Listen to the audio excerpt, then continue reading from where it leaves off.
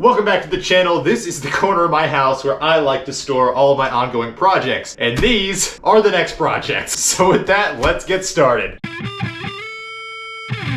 As a quick point of reference, I am 6'2". These are chest level for me. And the collective width of these tires is as tall when they are stacked as the vehicle that they are going to be going on. So 275 wides, those are for the front, and I got 305 wide for the rear. Hi, girl. No. Furthermore, these are grippy tires for like track driving, and specifically I actually bought these for autocross racing. I bought something to put them on because the factory size for this car was discontinued, which I'll touch on in a minute. And compounding the issue is that this is half of the world's rubber supply and we are in a global supply chain shortage, which means this is a lot more than I wanted to pay. I hate spending money on tires. So here we are, I am back to broke, and if my girlfriend is watching this, all of this was only $100. Cool.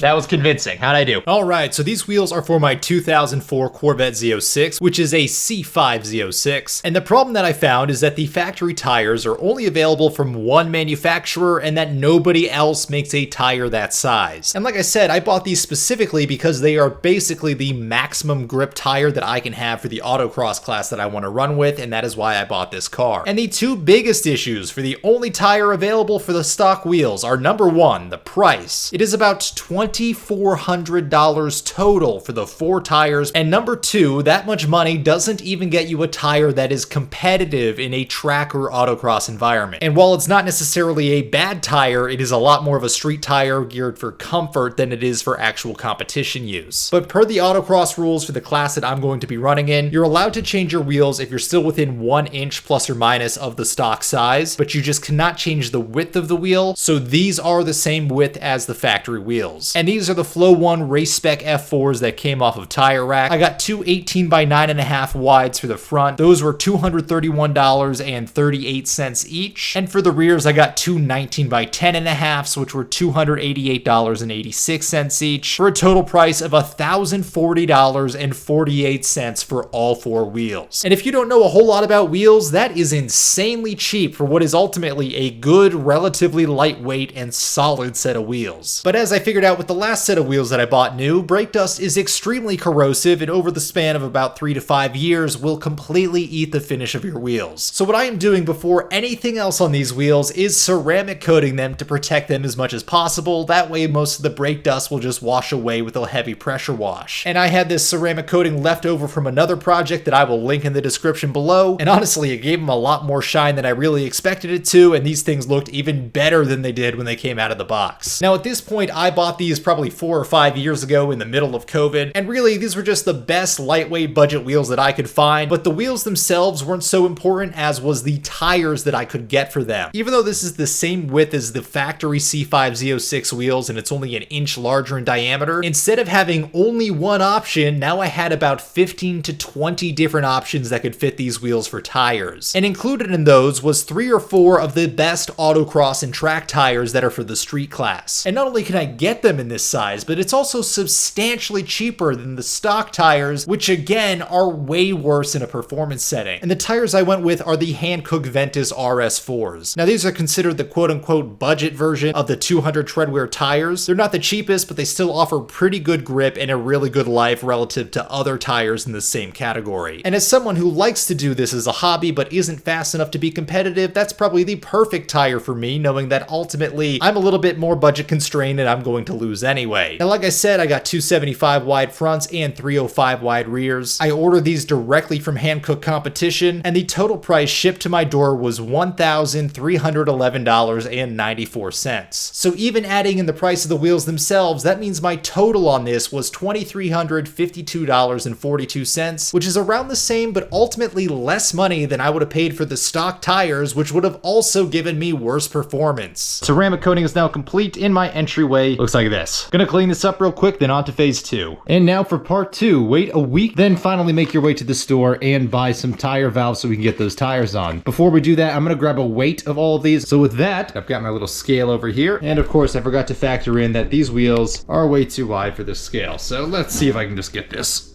across. And it's just barely too tall. Of course. So let's try something else real quick.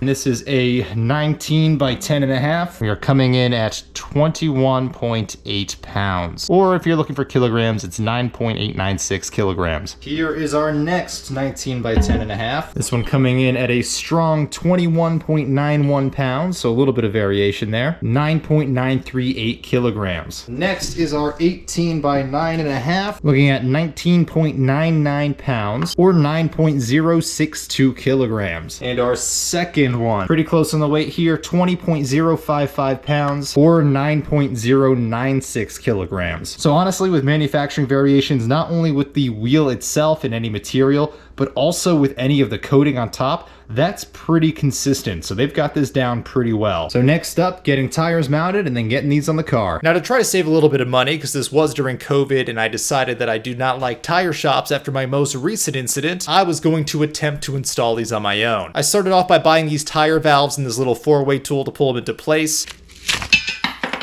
Meant to do that. You put the valve through the valve stem hole, attach the little 4-way tool onto it, spray it down with some soapy water to lubricate the surface, and then pull it through until it seats on the little shelf that's built into that valve stem. So far so good, and these are seeming like a breeze to install.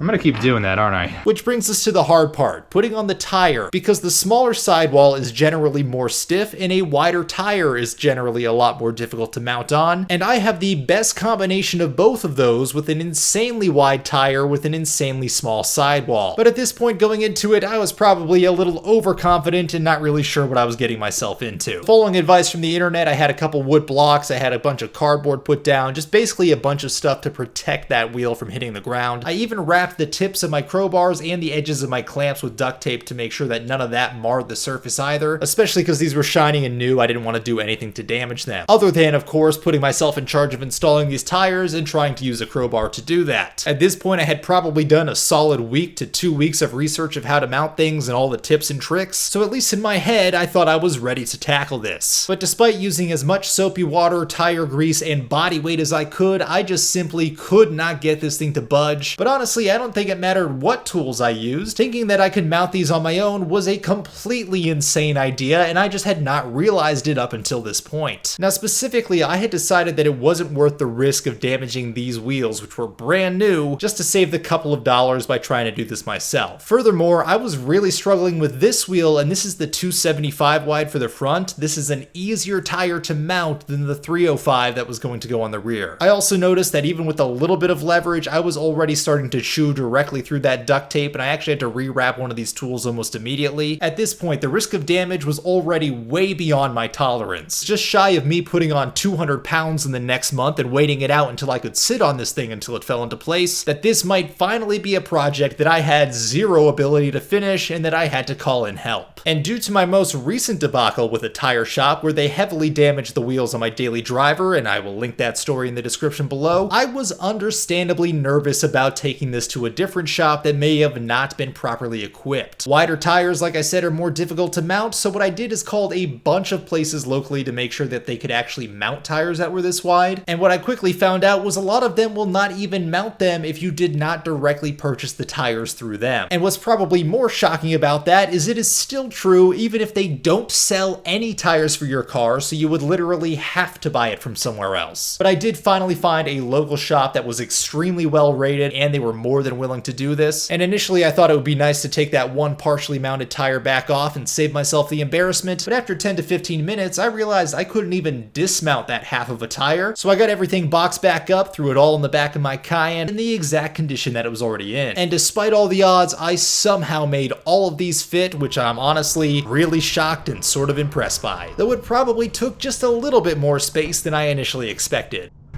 Oh, this is so ridiculous.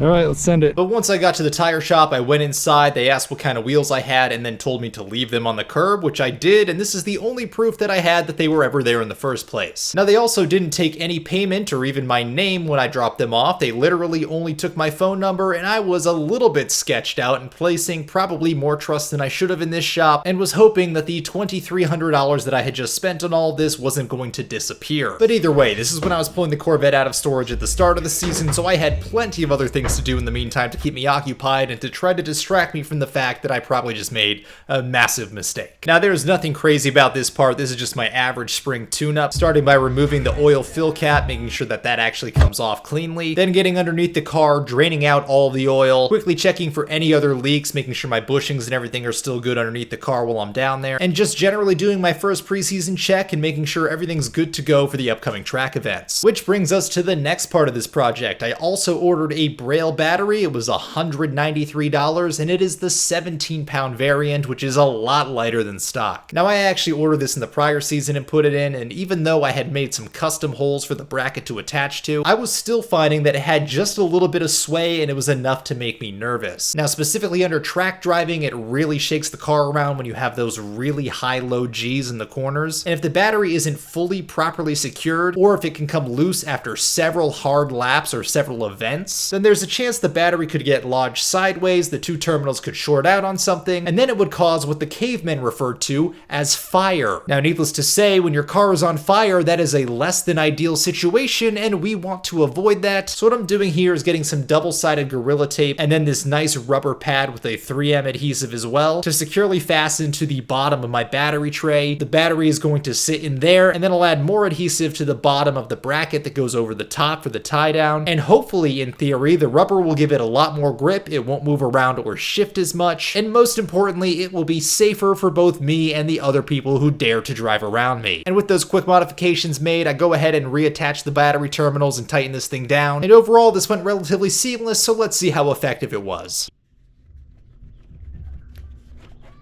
And as any dad with a trailer and a ratchet strap would say, yep, that ain't going nowhere. But anyhow, at this point the oil has drained out, so I'm going back underneath the car, getting everything else tidied up under here, getting the oil drain bolt back in as well as the new filter on, then come back to the top and put in more oil because that seems kind of necessary to run the car. On the first try, the oil level looked really good on the dipstick, which tells me we probably did something wrong because my luck is never that good. So what I think is going on is that it's probably a little bit low, but because this has been sitting all winter, there's pretty much no oil left on the cylinder walls. Even though I trickle charged this over the winter, we don't know if this has enough juice to fire it up. So we're gonna give that a shot now, see what happens, and then check the oil level again in a few minutes. Interior light off to a good start.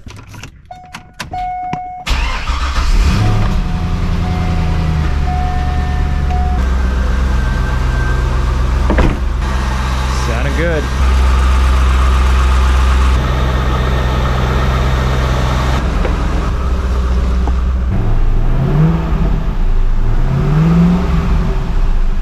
Oil pressure's good, battery level's good, we are in a good shape.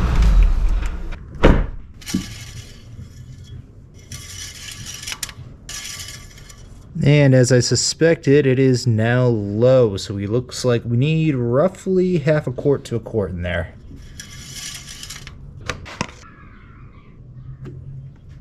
Hello? Hey, what's up? Hey, I butt dialed you. Oh, okay, never mind. Okay. After adding more oil and fielding that very important call, I went ahead and checked the level again, and it was pretty much perfect. So I started up the car for a second time, let it run and warm up for a little bit, then went through all the menus on the car as I struggled to remember how to reset the oil life. But wouldn't you know it, this all went relatively smooth and the car was actually running pretty good at this point, and I'll take the wins wherever I can get them. And with that, let's jump to the first event of the season. Today is April 19th, and it is the first track night of the season, and I spent a little time working on the car last weekend, and here is how it looks.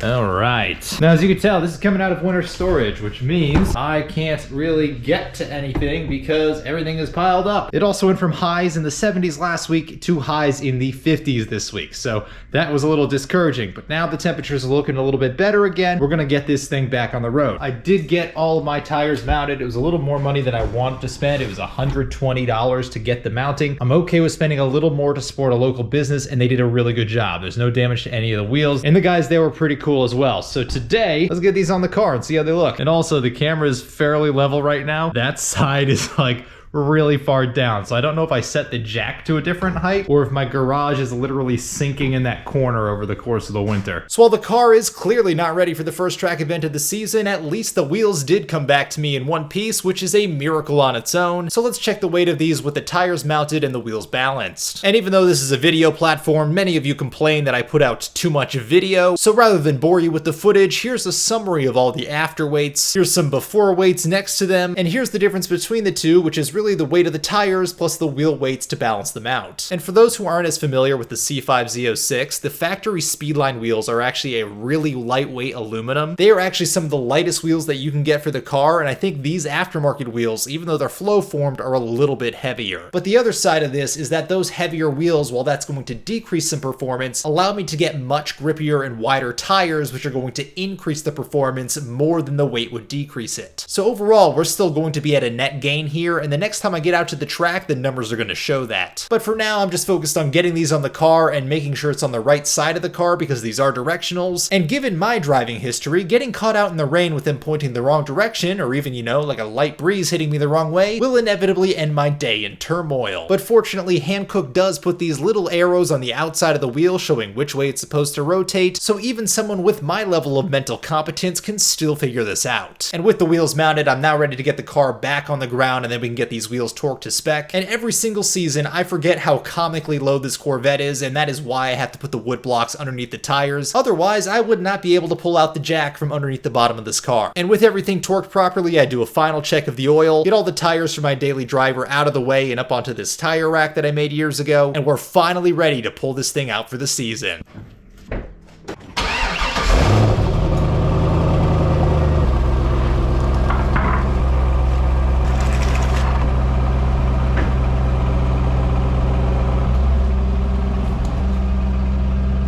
And this car is absolutely ready for the track with the vinyl wrap to protect it and with these new wheels on. And I gotta say, I was a little uncertain at first of how these wheels would look, but I am loving the way that they look on this car once it's on the ground. The fronts do have a little bit of poke, which I'm not wild about. I should be able to get rid of that with a more sporty front alignment. But for now, this thing is ready to go, so join me next time when I get this thing out on the road. Thanks for watching.